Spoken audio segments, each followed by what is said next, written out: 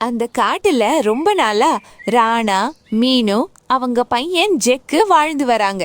ராணா ரொம்பவும் பொறுமைசாலி, அதே போல் மீனுவும் பொறுமைசாலி. ஜக்கு, எப்பவுமே காலையில எழுந்த உடனே இன்னைக்கு பொழுது நன்றாக போக வேண்டும் வேண்டிக்கோ. அதே மாதிரி யாருக்கும் நீ கெட்டது செய்யக்கூடாது. யாருக்குன்னா உணவு இல்லைன்னா உன்கிட்ட இருந்தா நீ அதை கொஞ்சம் கொடுத்துட்டு வரணும். அப்போதான் உனக்கும் ஒரு புண்ணியம் கிடைக்கும். அதே காட்டுல காலு, கோரி, குக்கு வாழ்ந்து வந்தாங்க. ஆனா இவங்க 3 பேருமே யாரு பேச்சும் கேட்கறதில்ல. குக்கு அவங்க அம்மா அப்பா பேச்சு கேட்க மாட்டான். நீ என்ன சொல்றது, நான் என்ன கேட்கறதுன்னு இருப்பான். அதே மாதிரி தான் காலு. காலு, குக்கு, உங்களுக்கு பசி எடுத்தா நீங்களே போய் சாப்பிட்டு வாங்க. நான் எல்லாம் எதுவும் போய் எடுத்து வரமாட்டேன். உங்களுக்கு பசி எடுத்தால் நீங்களே போயிட்டு சாப்பிட்டு வாங்க.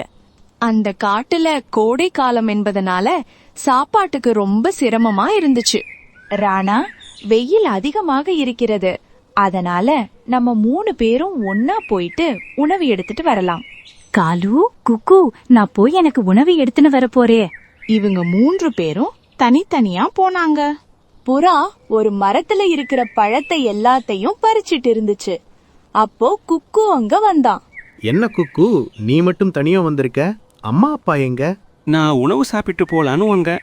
ஓ அப்படியா? சரி குக்கு, எனக்கு ஒரு உதவி பண்ணு.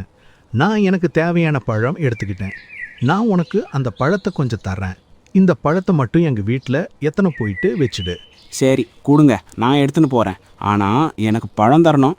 குக்கு, நான் சொன்னபடி கண்டிப்பா தருவேன். என் கூடவே வா குக்கு.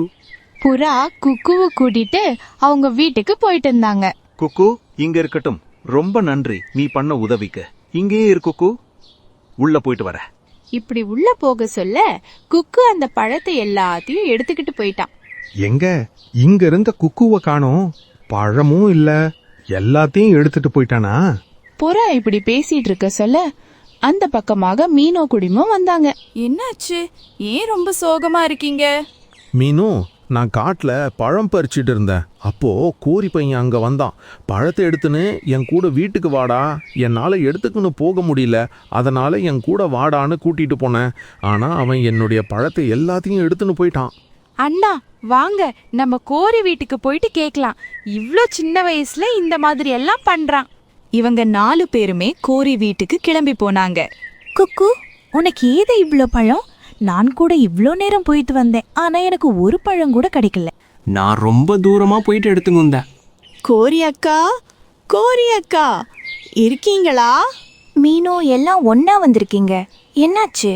உங்க பையன் இவங்களோட பழத்தை எடுத்துட்டு வந்துட்டானா, அதை வாங்கி கொடுத்துட்டு போலான்னு வந்தோம். என் பையன் இப்படி பண்ண மாட்டானே. ஆனா பழத்தை எடுத்துன்னு வந்தான். நான் கேட்டதுக்கு அவன் போயிட்டு காட்டுல எடுத்துட்டு வந்தேன்னு சொன்னான். இல்ல, உங்க பையன் இவங்களோட பழத்தை தான் எடுத்துட்டு வந்துகிட்டு இருக்கான். அவன் பொய் சொல்றான். குக்கு, இவங்க சொல்றது உண்மையா? இல்லம்மா, அம்மா இவங்க பொய் சொல்றாங்க. நான் தான் போயிட்டு எடுத்து வந்தேன். குக்கு, பொய் சொல்லாதடா. நீ தான் என்னுடைய மொத்த பழத்தையும் எடுத்துட்டு வந்துட்ட. நான் தான் உன்கிட்ட சொன்னேன் இல்ல, நான் உனக்கு பழம் தரேன்னு. ஆமா, ஒரு பையில நிறைய பழம் இருக்கு. அது உங்களுடையது தானா? சரி இருங்க, நானே எடுத்துன்னு வந்து தரேன். குக்கு, இந்த பழத்தை நீயே வச்சுக்கோ. ஆனா இது மாதிரி யாருகிட்டையும் பண்ணாத, அது ரொம்ப தப்பு. இவங்க இப்படி பேசிட்டு அங்கிருந்து போயிட்டாங்க. காளு, உன் பையன் பாத்தியா? இப்பவே திருடிக்கிட்டு வந்துட்டு இருக்கான்.